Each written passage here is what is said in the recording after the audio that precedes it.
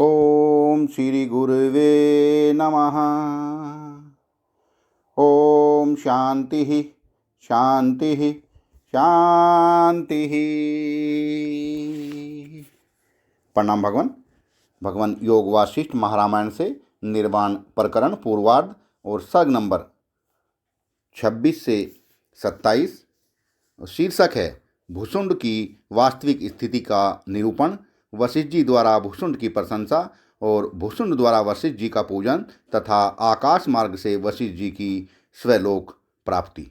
भुसुंड ने कहा, महामुने, मैंने प्राण समाधि के द्वारा पूर्वोक्त रीति से विशुद्ध परमात्मा में यह चित्त विश्राम रूप परम शांति क्रमशः स्वयं प्राप्त की है।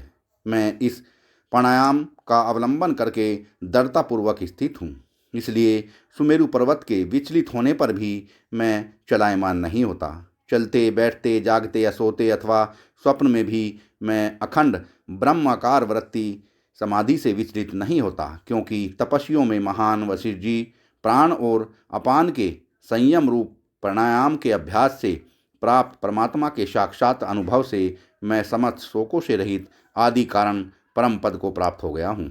ब्राह्मण, महाप्रलय से लेकर प्राणियों की उत्पत्ति एवं विनाश को देखता हुआ मैं ज्ञानवान हुआ आज भी जी रहा हूँ। जो बात बीत चुकी और जो होने वाली है उसका मैं कभी चिंतन नहीं करता। उपर्युक्त प्राणायाम विषयक दृष्टि का अपने मन से अवलंबन करके इस कल्प वृक्ष पर स्थित हूँ। न्याययुक्त जो भी कर्तव्य प्राप्त हो जाते हैं उनका फल अभिलाषाओं से रहित होकर केवल सुषुप्ति के समान उपरत बुद्धि से अनुष्ठान करता हूँ।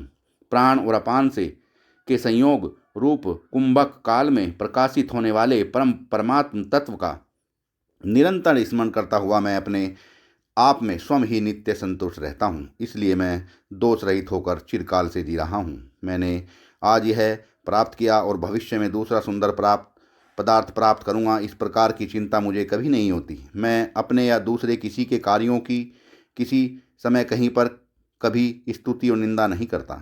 शुभ की प्राप्ति होने पर मेरा मन हर्षित नहीं होता और अशुभ की प्राप्ति होने पर कभी खिन्न नहीं होता, क्योंकि मेरा मन नित्य सम ही रहता है। वाह भगवान वाह। मुने, मेरे मन की चंचलता शांत हो गई है। मेरा मन शोक से रहित, स्वस्थ, समाहित एवं शांत हो चुका है। इसलिए मैं विकार रहित हुआ चिरकाल से जी रहा हूँ। लकड़ी, रमणी, पर्वत, तृण, अग्नि, हिम, आकाश, इन सबको मैं संभाव से देखता हूँ। जरा और मरण आदि से मैं भयभीत नहीं होता एवं राज्य प्राप्ति आदि से हर्षित नहीं होता। इसलिए मैं अनामय होकर जीवित हूँ। ब्राह्मण, यह मेरा बंधु है, यह मेरा शत्रु है, यह मेरा है, यह दूसरे का है, इस प्रकार की भेद बुद्धि से मैं रहित हूँ। ग्रहण और विकार करने वाला, बैठने और खड़ा रहने वाला, श्वास और निद्रा लेने वाला यह शरीर ही है, आत्मा नहीं है। यह मैं अनुभव करता हूँ, इसलिए मैं चिरजीवी हूँ।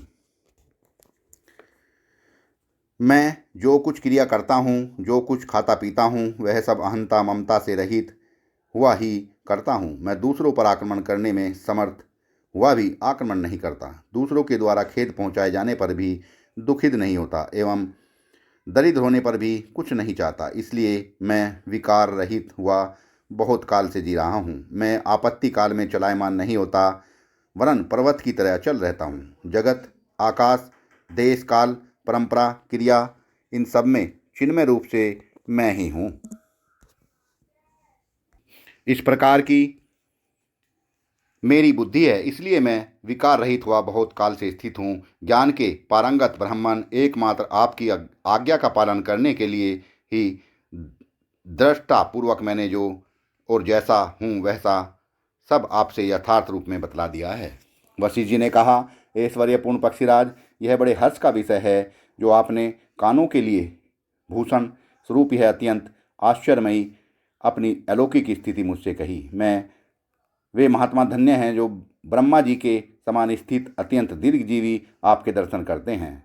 यह मेरे नेत्र भी धन्य हैं जो बराबर आपके दर्शन कर रहे हैं। आपने मुझसे बुद्धि को पवित्र करने वाला अपना संपूर्ण जीवन वृत्तांत ज्यों का त्यों ठीक ठीक कहा। मैंने सब दिशाओं में भ्रमण किया और देवताओं एवं बड़े बड़े तत्ववेत्ताओं की ज्ञान आदि विभूतियों को देखा, परंतु इस जगत में आपके समान दूसरे किसी महान ज्ञानी को नहीं देखा। इस संसार में भ्रमण करने पर किसी को किसी महान पुरुष की प्राप्ति हो भी सकती है, परंतु आप जैसे ज्ञानी महात्माओं का प्राप्त होना तो इस जगत में कहीं भी सुलभ नहीं है, अर्थात दुर्लभ है। पुण्यदेह एवं विमुक्त आत्मा आपका अवलोकन करके मैंने तो आज अत्यंत कल्याण कर एक बहुत बड़ा कार्य संपादन कर लिया है। पक्षीराज, तुम्हारा कल्याण हो।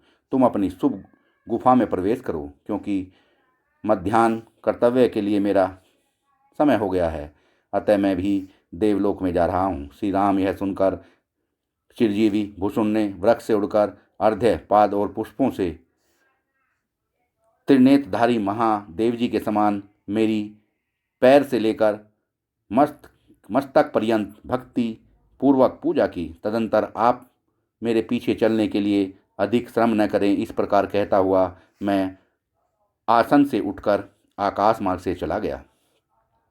भुसुंड का स्मरण करते हुए अरुधंती से पूजित मैंने भी सप्तऋषि मंडल को प्राप्त कर मुनियों का दर्शन किया। श्री राम सत्य युग में प्रथम 2 दशक जब व्यतीत हो चुके थे, तब मेरु पर्वत के उस कल्पवृक्ष पर भुसुंड के साथ मैंने पहल भेंट की थी। उस समय सतयुग के क्षीण हो जाने पर त्रेता युग चल रहा है और इस त्रेता युग के मध्य में आप प्रकट हुए हैं। आज से 8 वर्ष पहले सुमेरु पर्वत के उसी शिखर के ऊपर ज्यों का त्यों अजरूपधारी वह भुसुंड मुझसे फिर मिला था।